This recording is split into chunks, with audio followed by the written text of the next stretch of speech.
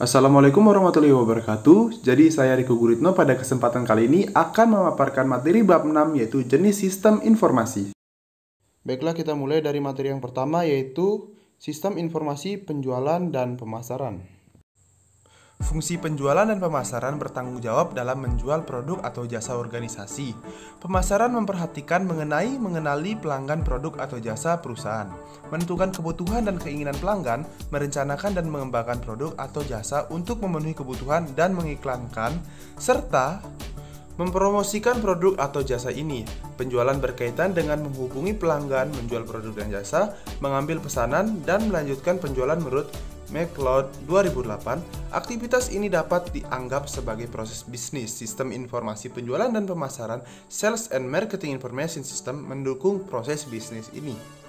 Gambar 5.1 mengilustrasikan sistem informasi penjualan yang digunakan peritel seperti The Gap atau Target.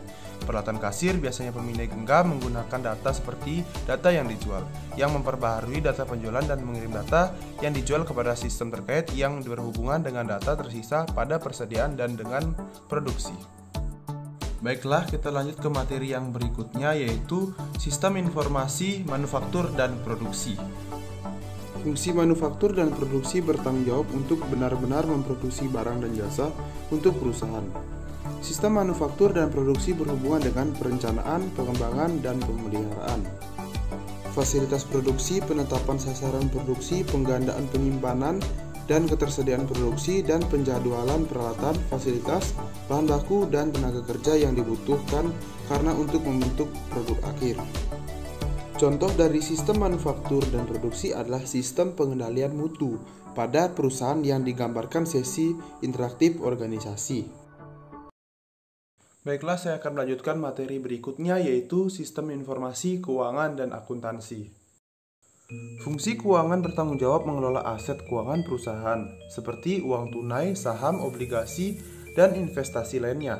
Untuk memaksimalkan pengembalian atas aset keuangan ini, fungsi keuangan juga bertanggung jawab dalam mengelola kapitalisasi perusahaan, menemukan aset keuangan baru pada saham, obligasi, atau bentuk utang lainnya. Fungsi akuntansi bertanggung jawab menjaga dan mengelola catatan keuangan perusahaan, penerimaan, pembayaran, depresiasi, penggajian, untuk menghitung arus dana dalam perusahaan. Bagian keuangan dan akuntansi berbagi masalah yang terkait bagaimana menjaga jejak aset keuangan dan arus dana perusahaan. Jadi, ini adalah contoh sistem informasi keuangan dan akuntansi.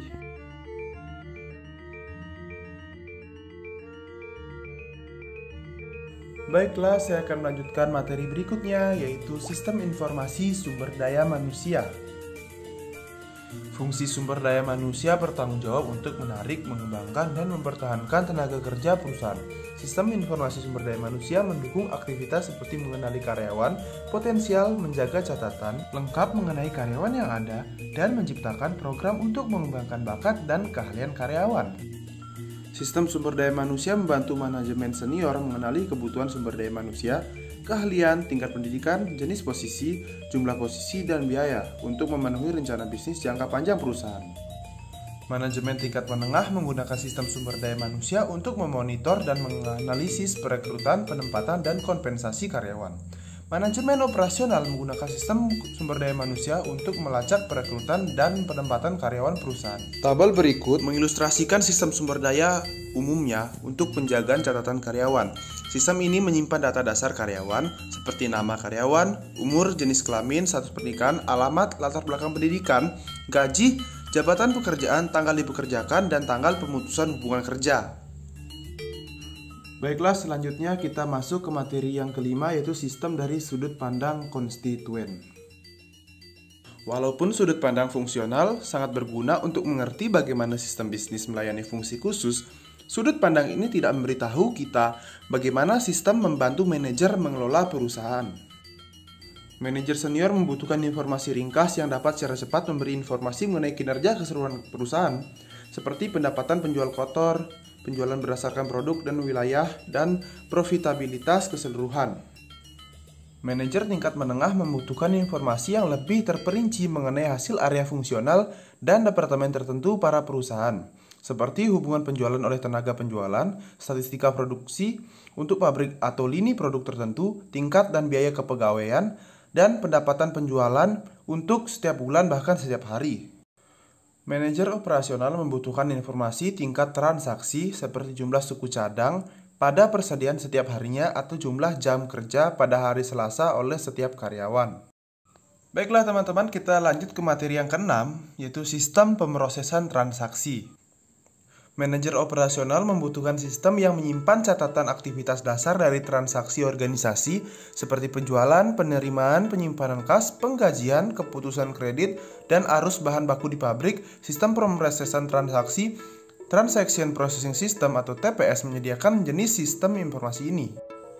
Sebuah sistem pemrosesan transaksi adalah sistem terkomputerisasi yang menjalankan dan mencatat transaksi rutin harian yang diperlukan untuk menjalankan bisnis, seperti memasukkan pesanan penjualan, pemesanan hotel, penggajian, pencatatan karyawan, dan pengiriman.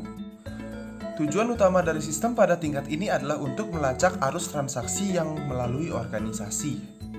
Oke teman-teman, kita lanjut ke materi yang terakhir, yaitu sistem pendukung keputusan. Menurut Agus, manajemen tingkat menengah membutuhkan sistem untuk membantu mengawasi, mengendalikan, membuat keputusan, dan aktivitas administrasi. Pertanyaan pertama yang ditangani oleh sistem tersebut adalah berikut ini. Apakah segala berjalan dengan baik? Gambar 5.3 menunjukkan bagaimana SIM umumnya mengubah data tingkat transaksi dari persediaan, produksi, dan akuntansi menjadi file SIM yang digunakan untuk menyediakan laporan kepada manajer. Sistem pendukung keputusan Decision Support System atau DSS menunjang pembuatan keputusan yang tidak rutin untuk manajemen tingkat menengah. Sistem ini berfokus pada masalah yang unik dan cepat berubah, di mana prosedur untuk mendapatkan solusi belum tentu ditentukan sebelumnya. Baiklah, sekian materi yang bisa saya sampaikan pada kesempatan kali ini. Semoga materi yang saya sampaikan bisa bermanfaat untuk kita semua, dan jika ada pertanyaan silakan tulis di kolom komentar. Terima kasih. Dan saya tutup dengan wassalamualaikum warahmatullahi wabarakatuh.